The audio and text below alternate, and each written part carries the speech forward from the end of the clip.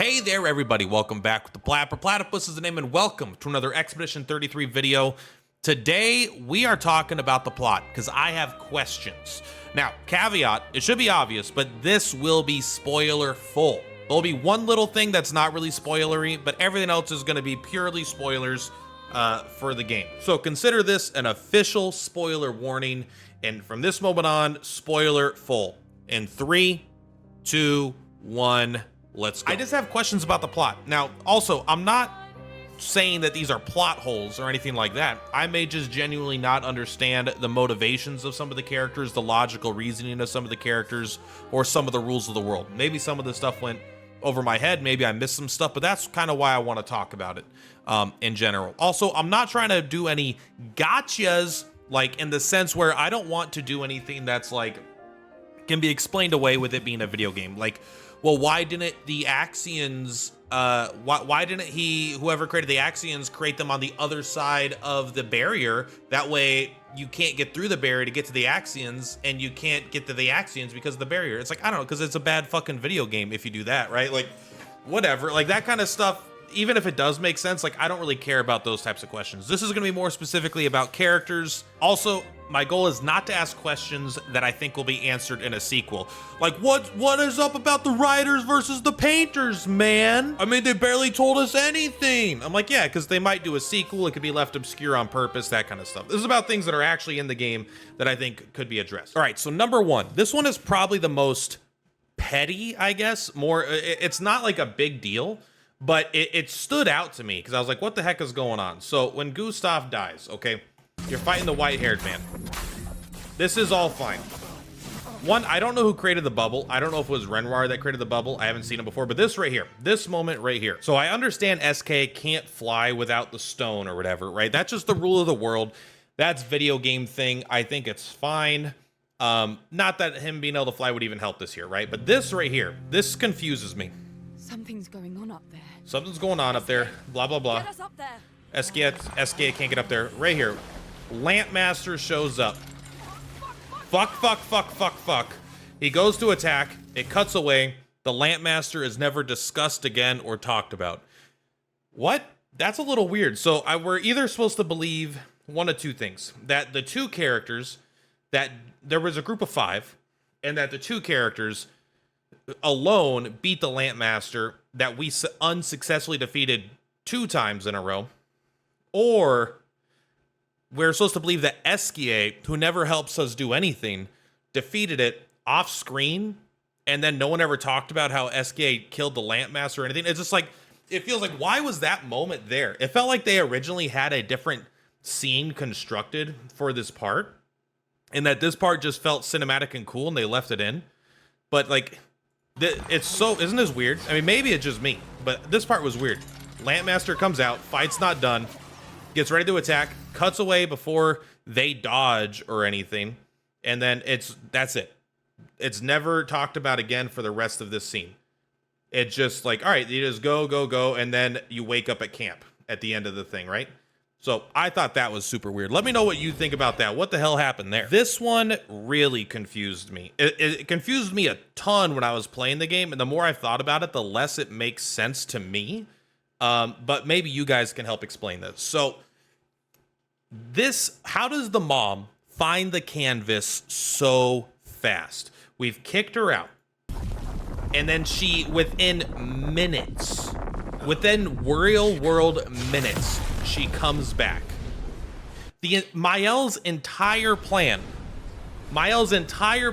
and the whole point of her argument and what she did was hide the canvas so mom can't come back. That way Renoir doesn't have to destroy it. This is what she did before she went into the canvas. She hid the canvas, so once she kicked the mom out, she won't be able to find it again. Then she'll kick the mom out. Renoir won't need to destroy the canvas because no one can find it. And even Clair, whatever, the sister, she says, wow, that's such a clever hiding spot. How clever of you. And then within minutes, the mom just finds her way back into the canvas.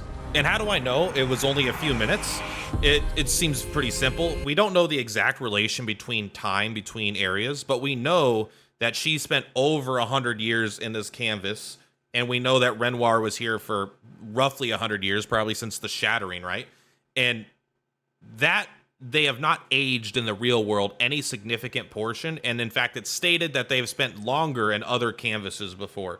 So this is not like, it's not like years have passed in the real world. Maybe a year or something has passed and they're 100 years or something. But the point is, this was like, even if this took a week between when you finish Act 2 to when you get here to go around and collect all of the whatever, you know, I forget what it's called, the chroma from all the bodies, that would maybe take a little bit of time. Maybe that took them a couple weeks.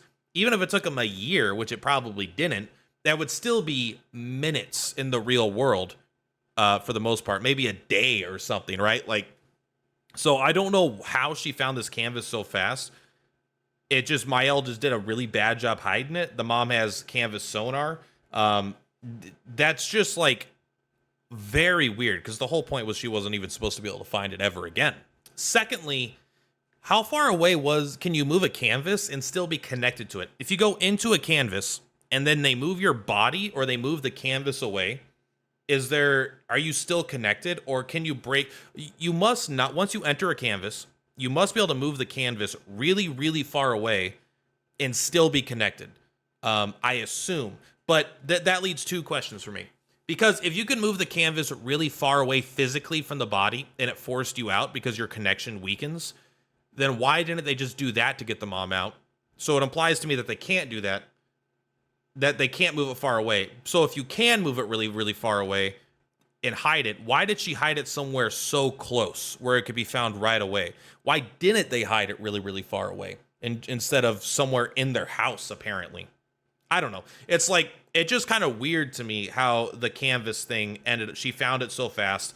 They could have hid it probably somewhere in wherever they're at, like on the other side of the world. I don't know if their world's like us, but I don't know, put it in India, put it in the United States, you know, put it somewhere really far away on a plane. The mom would never find it, but she like hid it underneath her bed or something. Like, mom will never find it. I'm so clever. So that was kind of weird to me, unless she wanted her mom to find the canvas again. But at which point, Clea, who did not want the mom to find the canvas again because she wanted help with her war, was saying it was a clever hiding spot, implying it was good. So I don't really know. I don't really understand. All right, I have a question here. Why does Verso suck, bro? I think he's like, I think if Verso wasn't so handsome, a lot of people would consider him the villain in a lot of ways. Although I think ultimately it depends on your perspective. Like, I actually think he is one of the only heroes of the story because he's the only one siding with real Renoir to try to get people out of the canvas, you know, and like have real lives, but whatever. The point is, Verso has the Flight Stone basically the entire time. Maybe not, but he just casually, nonchalantly pulls it out of his pocket as if he's been hiding it the whole time. Even if he wanted us to get here faster, he would have given it to us. So he either found it on the ground on his way up here casually, like we found the second one. We were just walking through Old Lumiere, and they're like, look at that. It's an Esquier stone, just randomly on the ground on the path we're walking. So that's super weird, like why he was hiding the stone. And then they don't even care. They don't even ask, like, why were you hiding the stone from us? Then we know he acknowledges he lets Gustav die willingly. He watches Gustav die and then jumps in, probably because that's more understandable, but what a dick move, bro. And then on top of that, he lied to the whole party for all of Act 2. He knew the whole world and all the people were going to get erased once they killed the paintress. He never let on to that. So he's like such a dick, bro. I know he has his goals and he's willing to do whatever he wants for his goals, but he betrays everybody from the start of the game until basically the end of the game. And in the end of the game, you have to pick a side. Now, ironically, I do actually think he's the hero, but he's a major dick, at least, you know? Oh, and here we go. Just so I try to pull up the scene so I can show you. There he goes. Look what I found. We're just in the middle of a fight, and no one is like, what? What do you mean you just found that? Also, this is like a slightly more nerdy point here, but right here, this is kind of weird for me. This is a very cinematic, beautiful part. We're on the back of Esquier, about ready to fight this paintress, right? Then the fight starts, and like it instantly cuts to this totally different environment. Like, look how different this is. Like, we're fighting it. We're on Esquier. And then suddenly, boom, like 3 frames later, the sky is different. The layout of this thing is different. I don't even think the moon is behind her anymore. It's like up to the right. We're on this mirror sheen. Esquier is down below, but we're standing on like an invisible floor. That I thought was like a little weird. I mean, it's cinematic, but sometimes I feel like the game is doing things that are cinematic without explaining it because it looks cool, which is fine. But maybe, I don't know. Maybe I don't understand. Maybe the Paintress has some, maybe that is a video game thing and I just should shut up about that. It's like, because they don't want you, it looks weird to fight on the back of Eskia, I guess. Like, all right, maybe that's all it is. All right, why does the Paintress paint numbers on the monolith instead of writing something more practical? I know, first, what is the Paintress's goal? The Paintress's goal is to keep the canvas alive. It is to, the numbers are essentially warning to Lumiere that your time is running out, that this is as long as I could protect you. Everyone below this age is under my protection.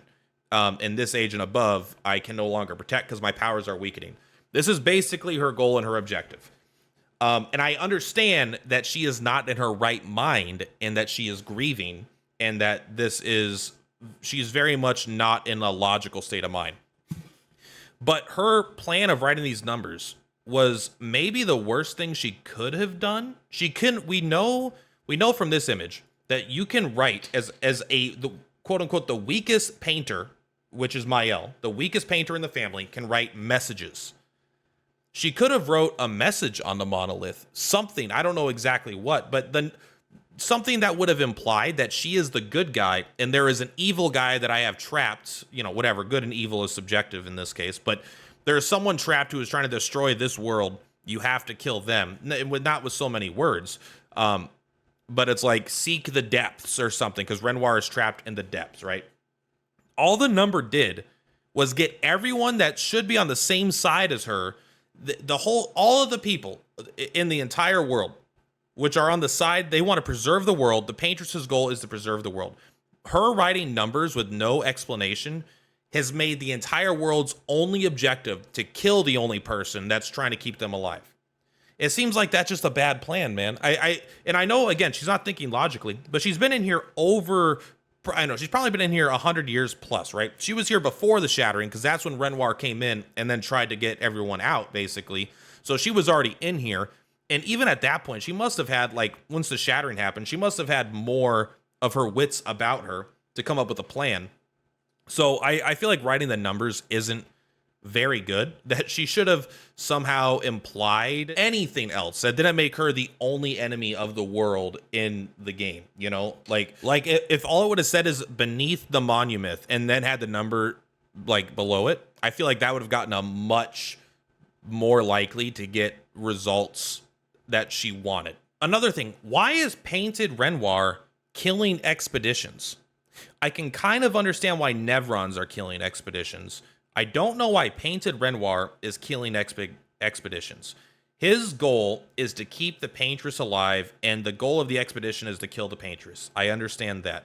However, you think an immortal, super powerful being whose goal is to protect the Paintress and to keep the creation alive would help the expedition understand that the Paintress is protecting them and that the real evil is hidden somewhere else.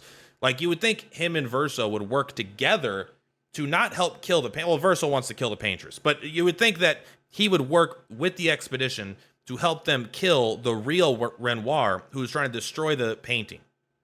Isn't that like his literal entire goal? Killing the expedition is only essentially guaranteeing the Paintress will eventually lose as opposed to helping them. And does the Painted Renoir not know that the Curator is his real version? I feel like the Paintress would have given him that information. And if you've seen the Paintress and know that that's her or whatever, and then you see the Curator, you're likely to think that, oh, this must be the other, this is the girl, this is the guy, this is the mom, this is the dad, right? It's not a crazy connection to make. And so killing the Curator should essentially be his goal, but he doesn't seem to be on a quest to kill the Curator, so either doesn't know about him, and also killing the Curator should be easy, because even though the Curator is out, apparently his powers are trapped underneath the monolith or something, because he has a physical body in the real world. He has the painted version, he has the Curator version that's out and about, and then he also still has apparently an entity or a power that is erasing, gamaging people beneath the tower that then escapes after this fight here.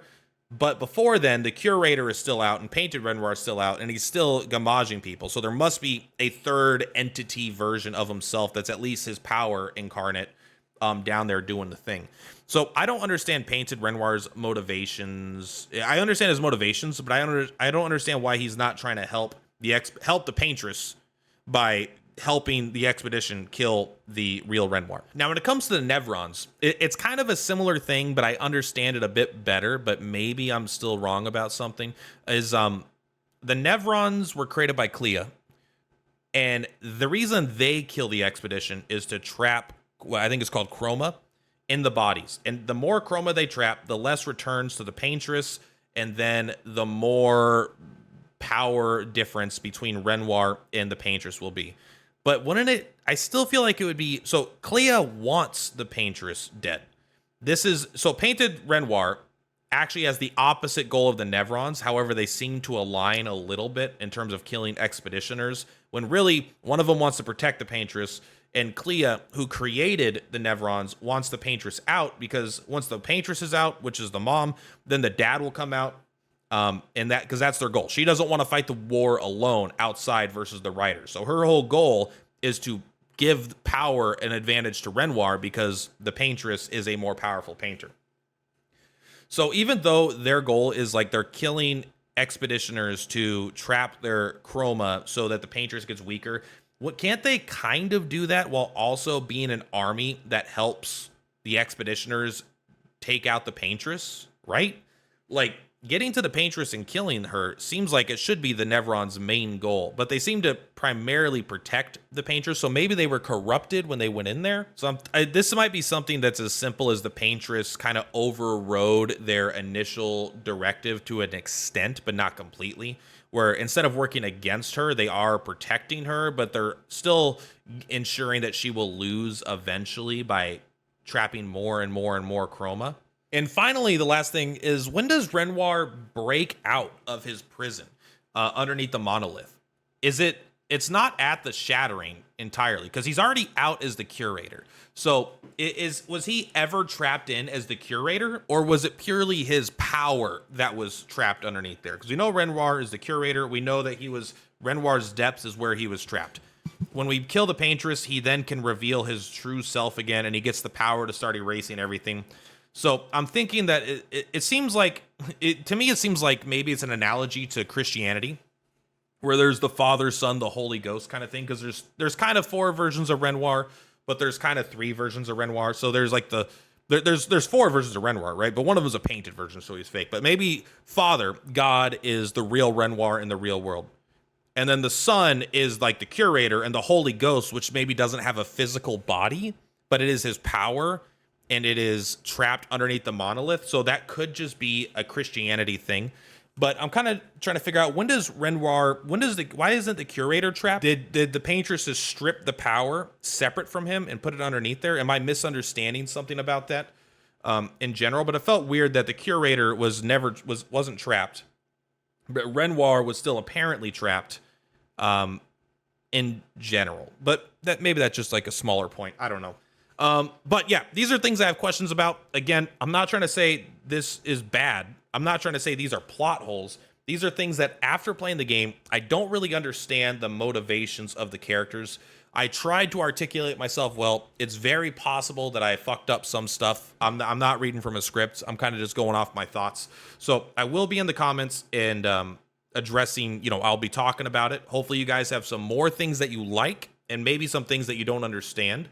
And then can kind of help me straighten this out, and we'll have discussions, and we'll see if things actually make sense, if we can make everything make sense to everyone. But yeah, try to be respectful if possible. At the end of the day, just a video game story. And the reason we're talking about it is because we enjoyed it, and that we're trying to just understand it more thoroughly, right? There's a lot of games I'm not talking about the story of after the fact. It's because I think this game is left slightly vague on purpose, but I am interested to know, just in general, what you guys think about it. And what I said here. Do you have perfect explanations? Let me know in the comments down below. Anyway, much love, Purplatypus and Purplatypus. I'll see you on the flip flop.